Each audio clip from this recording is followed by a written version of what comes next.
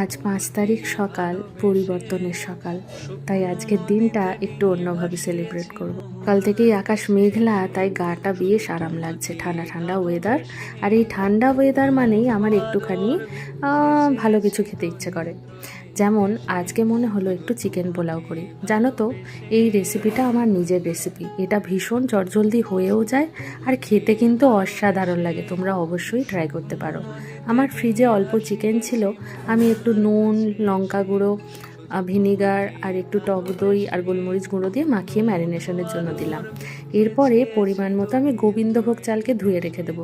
তোমরা কাপে করে মেজার করবে, কারণ ওই কাপ মেপেই পরে জল দিতে হবে।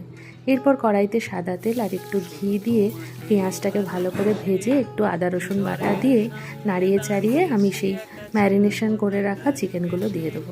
ভালো করে নাড়িয়ে চাড়িয়ে এরপরে আমি সেই গোবিন্দভোগ চালটা দিয়ে আর একটু ভালো করে কষিয়ে যত কাপ চাল নেব তার ডবল কাপের জল দিয়ে দেবো।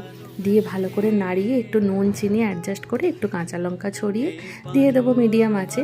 জাস্ট কিছুক্ষণ পরেই দেখবে এটা সুন্দরভাবে রেডি হয়ে গেছে, একটা দারুণ গন্ধ বেরিয়েছে।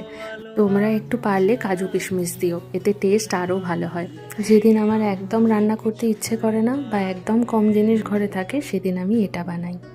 জানো তো, এরপর আমি বসে পড়লাম অর্পিতা সরকারের লেখা প্রিয় 26 নিয়ে। ভীষণ ভালো।